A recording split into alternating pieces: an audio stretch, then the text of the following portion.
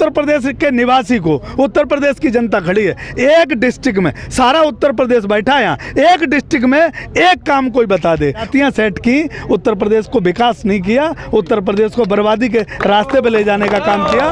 उत्तर प्रदेश की जनता बखूबी समझती है कि बाबा जो है अपने उससे कमंडल से और उससे गाय की लोई से उससे आगे नहीं निकल पाएंगे, क्योंकि बाबा को उतना ही पता है। अपने आने वाली युवा पीढ़ी के लिए दर्द नहीं है, ये युवा पीढ़ी को क्या देते हैं, दंगे। जाति, बिरादरी, धर्मवाद इस उत्तर प्रदेश में अगर कुछ हुआ है तो विघटनवाद और बर्बादी के कगार पर उत्तर प्रदेश को खड़ा कर दिया है। बाबा जी, आप देश को धर्म की आड़ में और संप्रदाय की आड़ में देश को पीछे की तरफ लेके जा रहे हो। उत्तर प्रदेश की जनता आपको मुख्यमंत्री देख के ठगी गई है, इसके साथ धोखा हुआ है। आप आंकड़े उठा के देख लीजिए, पिछले एक साल में कोरोना की आड़ में सरकारी अस्पतालों ने जो आम आदमी है, जो मध्यम वर्गीय आदमी है, जो लोअर मिडिल क्लास है, इसको कितना लूटा है। 35,000 युवा आज भी रोज रोज सुबह उठ के भगवान श्री राम से प्रार्थना करते हैं कि हमारी नौकरी की बहाली हो जाए, हमारा लेटर आ जाए, हमें ड्यूटी ज्वाइन कर लें, और लखनऊ की सड़कों पर घूम रहे हैं। परिवार के भरण पोषण के लिए आपको काम करना चाहिए। योगी जी ने कोरोना की आड़ में जो लेबर लॉ खत्म किया है।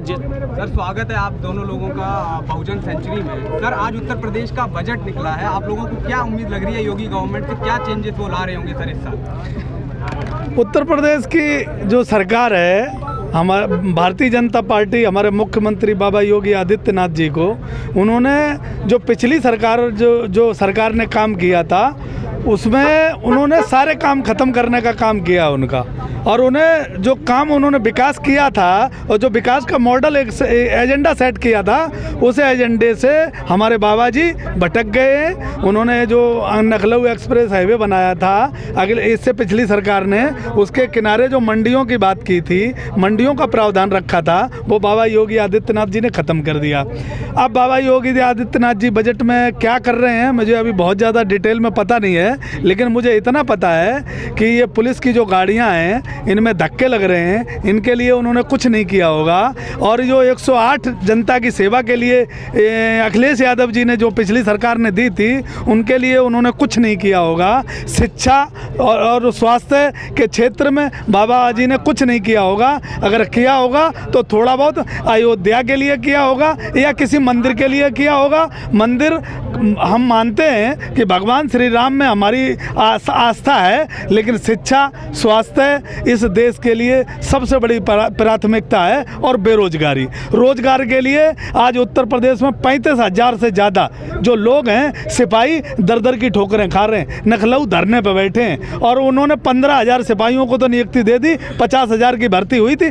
35,000 युवा आज भी रोज रोज सुबह उठ के भगवान श्री राम से प्रार्थना करते हैं कि हमारी नौकरी की बहाली हो जाए, हमारा लेटर आ जाए, हमें ड्यूटी ज्वाइन कर लें, और लखनऊ की सड़कों पर घूम रहे हैं। तो मैं बाबा योगी आदित्यनाथ जी से कह देना चाहता हूं कि बजट ये आपका ढपोसला है। उत्तर प्रदेश की जनता आज त्रस्त है, उत्तर प्रदेश का किसान आज फुटपाथ पर बैठा है। आपने गन्ने का पेमेंट में क्या किया बजट में, ये जरा देश के किसानों को बता देना। और उत्तर प्रदेश की जो बिजली की मार हर एक माता, बहन, बेटी और किसान पे जो तुम दे रहे हो, किसान इसे कभी नहीं भूलेगा।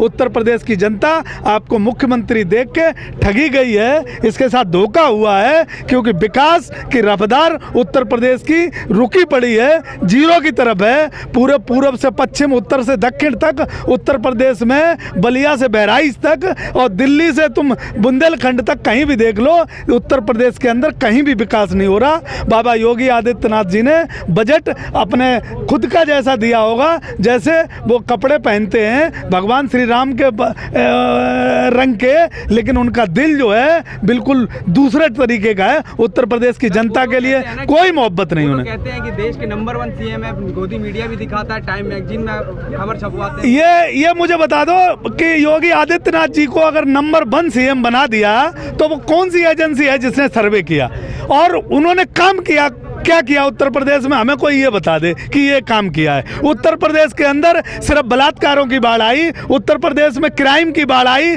जातियों को अगर देख देख के लोग मारे गए, पकड़े गए, उनके साथ जो है अभद्रता हुई, किसानों को गांव में रोकने का काम किया, किसानों के आंदोलन को कुचलने का काम किया। अगर इस काम में योगी आदित्यनाथ जी को नंबर 1 का सीएम माना जाता है तो उत्तर प्रदेश और देश की जनता नहीं मानती। वो अगर न्यूज़ चैनल और उत्तर प्रदेश का पैसा खर्च करके अगर नंबर 1 बनाना चाहते हैं तो वो नंबर 1 उन्हें मुबारक हो। उत्तर प्रदेश की जनता को वो बिल्कुल नहीं भा रहे, उत्तर प्रदेश के लिए कोई काम नहीं कर रहे। उत्तर प्रदेश में जब से बाबा योगी आदित्यनाथ जी आए हैं, जाति, बिरादरी, धर्मवाद, इस उत्तर प्रदेश में अगर कुछ हुआ है तो विघटनवाद और बर्बादी के कगार पर उत्तर प्रदेश को खड़ा कर दिया है। ये उत्तर प्रदेश इनके हाथ से निकल चुका है। उत्तर प्रदेश का एक एक किसान 2022 का बदला लेने के लिए अपने वोट के माध्यम से अपनी आत्मा को दुखी करते हुए तैयारी के साथ खड़ा है। सर, मैं आपसे जानना चाहूँगा, जिस तरीके से वो बता रहे हैं कि हम जो है पहले ये हिंदू राष्ट्र हुआ करता था, मुगलों आए, मुगलों ने शासन किया, यहाँ पर ताजमहल का भी हम नाम चेंज कर देंगे, इन सब चीज़ों से आपको क्या लगता है सर, कुछ बदलाव आया है देश में, प्रदेश में? बदलाव आ रहा है। अब देश को जो इन्होंने पिछले 6 साल 7 साल में, अगर देश की बात की जाए और यूपी की बात की जाए तो पिछले 3.5 साल में जाति में और धर्म में तोड़ने की कोशिश करी। इन्होंने कभी शिक्षा की बात नहीं की कि अच्छी शिक्षा मिले युवाओं को रोजगार मिले और जो गरीब है उसको मुफ्त चिकित्सा मिले, जो कि देश की जनता का मौलिक अधिकार होना चाहिए। अब अगर आप देश में आप बात करते हैं छद्म हिंदुत्व की, तो मैं तो ये समझता हूँ कि सबसे पहले देश में जो भी इस देश में पैदा होता है तो उसे जीने का अधिकार है, उसे 2 वक्त की रोटी का अधिकार है, उसे तन ढकने के लिए कपड़े पहनने का अधिकार है, उसे अपने, अगर उसका परिवार है तो उसे अपने परिवार के भरण पोषण के लिए आपको काम करना चाहिए। योगी जी ने कोरोना की आड़ में जो लेबर लॉ ख़त्म किया है, जिससे कि प्राइवेट कंपनियों ने यूपी में अपने यहाँ के 75% से ज़्यादा जो काम करने वाले लोग थे, कामगार मजदूर लोग थे, इनको निकाल दिया और जो लोग नौकरी कर रहे थे उनका जो सैलरी है, सैलरी भी 20 से लेके 50% तक कम कर दी। तो इस बजट में योगी जी को उस दिशा में काम करना चाहिए था। योगी जी को रोजगार की दिशा में काम करना चाहिए था। योगी जी को शिक्षा बजट को बढ़ाना चाहिए था। योगी जी को अस्पतालों के लिए काम करना चाहिए था, क्योंकि कोरोना काल में ये चीज़ देखने में आई है कि सिर्फ सरकारी अस्पतालों में लोगों का इलाज हुआ है, प्राइवेट अस्पतालों में लोगों का इलाज नहीं हुआ है। और अगर लोगों का इलाज प्राइवेट अस्पतालों में हुआ है तो वहाँ मनमाने ढंग से लोगों से पैसे लिए गए हैं। लोगों से को 5 लाख रुपए से लेके 20 लाख रुपए तक कोरोना की आड़ में वसूले गए हैं। और बाबा जी ने बजट कहाँ पे दिया है? भाई, एक बार कोई भी आदमी कोरोना काल में किसी प्राइवेट अस्पताल में भर्ती हो गया तो उसके ऊपर इतना बिल फाड़ दिया पीपी किट के नाम पे, आइसोलेशन केबिन के नाम पे, कि एक दिन का उस जो आईसीयू जो आपका रूम होता था उसका खर्चा 70 से 75 दिन का होता था। और कोरोना की आड़ में उसको 20 से 21 दिन से पहले कोई भी प्राइवेट अस्पताल डिस्चार्ज नहीं करता था। उनकी फर्जी रिपोर्ट आ जाती थी, कहीं पता चला भाई दोबारा कोरोना पॉजिटिव हो गया, 3 बार उसको कोरोना पॉजिटिव कर दिया और जब तक उसका बिल 5 लाख से लेके 20 लाख तक नहीं हो गया, और बेचारा जब तक ये लगा लो शारीरिक रूप से तो गया ही गया, जब तक वो आर्थिक रूप से बिल्कुल बर्बाद नहीं हो गया तब तक वो आदमी वापस नहीं आया। आप आंकड़े उठा के देख लीजिए, पिछले 1 साल में कोरोना की आड़ में सरकारी अस्पतालों ने जो आम आदमी है, जो मध्यम वर्गीय आदमी है, जो लोअर मिडिल क्लास है, इसको कितना लूटा है। और मेरे जानकारी में ऐसे कई लोग रहे हैं जो अस्पताल में थे, जो कोरोना से, जिनका मतलब जो कोरोना पॉजिटिव भी नहीं थे, जिनको सिंपल जो साधारण रूप से कहते हैं ना खांसी जुकाम बुखार हो गया, उन्हें 10-10 दिन तक 15-15 दिन तक भर्ती कर दिया, जबरदस्ती भर्ती कर दिया गया। और ये आंकड़े हैं, आप अगर आंकड़े निकालेंगे, लोगों से बात करेंगे, मेरी बात होती रहती है लोगों से, लोग परेशान थे। और इस चीज़ को आप देखना, ये तो हो गई थोड़ी सी पुरानी बात, ये चीज़। और अब जो ये किसानों के लिए कर रहे हैं, इस बार का जो बजट रहा है इसमें किसानों के लिए कुछ नहीं है। किसानों, गन्ना किसानों की कोई बात नहीं की इन्होंने, पेमेंट पुरानी पड़ी वो उसकी कोई बात नहीं हुई। ठीक है, जुमले के नाम पे ये दे दिया कि हम मुफ्त पानी देंगे, मुफ्त बिजली देंगे किसानों को। पहले मुझे ये बताइए, जो पिछली सरकारों में सब्सिडाइज्ड किसानों को बिजली मिलती थी, क्या उस पर बात की योगी जी ने? योगी जी ने बिजली के बिल 2 गुना 3 गुना कर दिए हैं किसानों को, क्या उनकी बात हुई? डीजल का टैक्स खत्म करने की बात हुई? डीजल के दाम आप बढ़ा रहे हैं। अगर किसान को आप मूलभूत सुविधा नहीं दोगे तो, और दूसरी तरफ आप बात करते हो कि हम किसानों के हितैषी हैं, तो इस तरह की दोगली बातें नहीं चलेंगी। सिर्फ पिछली जितनी भी सरकारें थी, चाहे वो अखिलेश जी की सरकार हो, मायावती जी की सरकार हो, जितनी भी सरकारें थी उसमें बिजली किसानों के लिए और पानी मुफ्त हुआ करता था। और जो यूरिया की जो बात है ना, जो खादें थी, खादों में सब्सिडी मिलती थी, खादों के दाम आधे थे। अब जो मौजूदा सरकार है, बीजेपी की सरकार, इन्होंने खादों के दाम भी बढ़ा दिए हैं। सिलेंडर के दाम आप देख रहे हैं दिन पे दिन बढ़ते जा रहे हैं। पहले फ्री सिलेंडर का जुमला दे दिया, अब उस सिलेंडर के दाम बढ़ा दिए। कांग्रेस की सरकार में 2014 से पहले वही सिलेंडर 350-360 रुपए का था, आज की तारीख में वही सिलेंडर आपको 800 रुपए का मिल रहा है। तो सरकार जो है बजट में कर क्या रही है? सरकार बजट में सिर्फ बड़े उद्योगपतियों के लिए काम कर रही है। आईटी सेक्टर के लिए आपने फंड दे दिया, उससे किसे फ़ायदा होगा? जो बड़ा उद्योगपति आएगा उसको सब्सिडी मिलेगी। आपने जो है बड़ी बड़ी सड़कों के लिए फंड दे दिया, उससे किसे फ़ायदा होगा? बड़े बड़े जो है आपके ठेकेदार हैं उनको फ़ायदा होगा, उनसे सरकार के नुमाइंदों को फ़ायदा होगा। आपने मंडियों के लिए जो बता रहे थे भाई साहब कि एक्सप्रेस हाईवे के आसपास में जो मंडियां थी उनके लिए फ़ंड क्यों नहीं दिया? आपने जो है जो रोज़गार की बात क्यों नहीं की? इस समय पिछले 4 साल से जितनी भी पुरानी भर्तियां हैं जिन पे प्रश्नवाचक चिन्ह लगे हुए थे, उन भर्तियों पे आपने बात क्यों नहीं की? आपने नई भर्तियां क्यों नहीं निकाली? पुलिस विभाग में लाखों भर्तियां खाली हैं, उसको क्यों नहीं निकाला?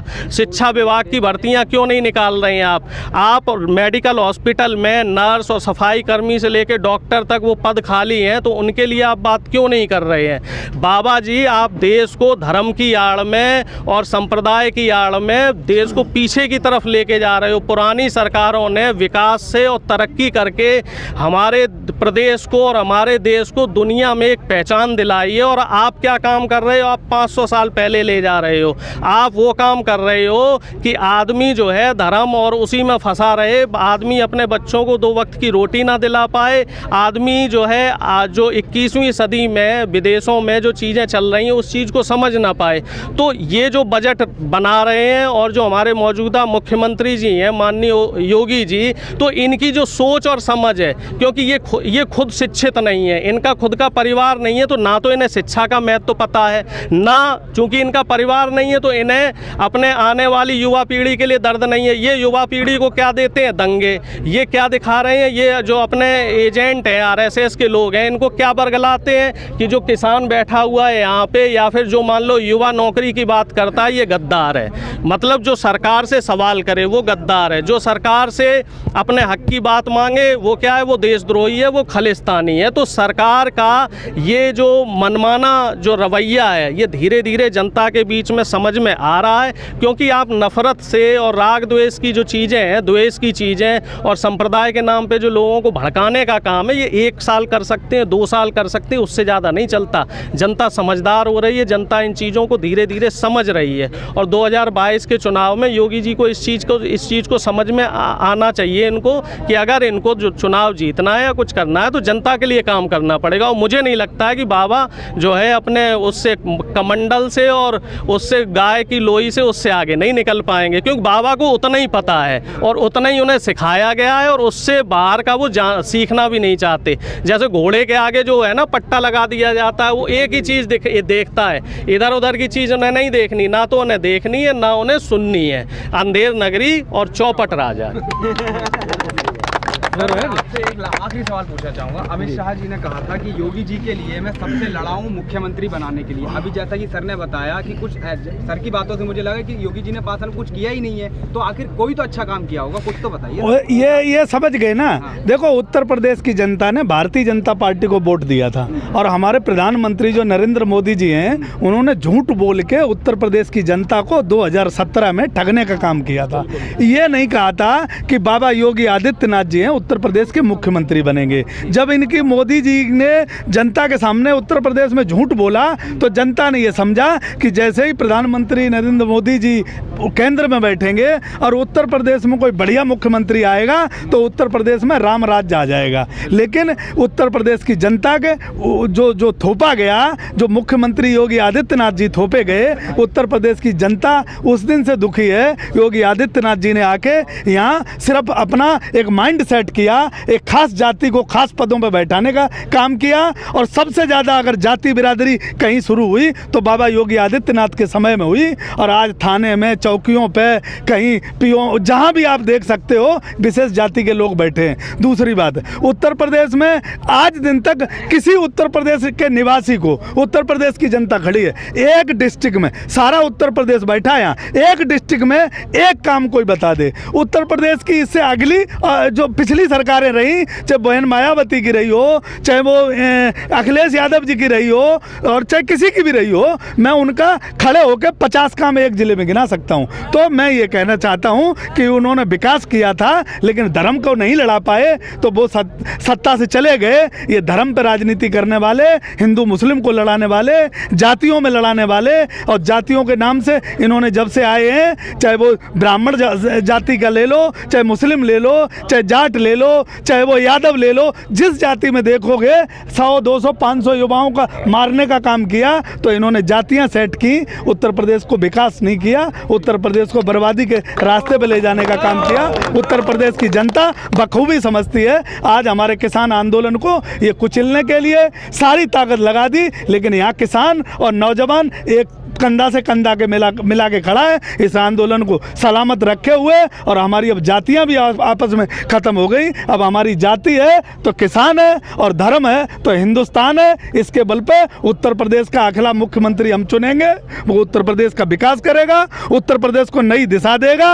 और पुलिस की जो गाड़ियां टूटी हुई हैं, जो 108 टूटा हुआ है, अस्पताल के हाल बेहाल हैं, शिक्षा क्षेत्र जो है गिरवी रखने जा रहे हैं, पूरा का पूरा कॉलेज और डिग्री कॉलेज प्राइवेट हाथों में देने जा रहे हैं, वो हम किसी हाथों में नहीं जाने देंगे। और ये गन्ने का पेमेंट अब जो भी मुख्यमंत्री आएगा सबसे पहले ये शर्त रखेगा कि सबसे पहले पहली मीटिंग में पहली शपथ लेते ही हमारे जितने किसानों का गन्ना पेमेंट बाकी है वो गन्ना पेमेंट होगा। उसके बाद वो मुख्यमंत्री लखनऊ में शपथ लेगा। ये इस शर्त पे आगे मुख्यमंत्री बनेगा, नहीं तो उत्तर प्रदेश का किसान इस पूर्ण का भी विद्रोह करेगा जो भी सत्ता में आएगा। Thank you. जय हो किसान एकता।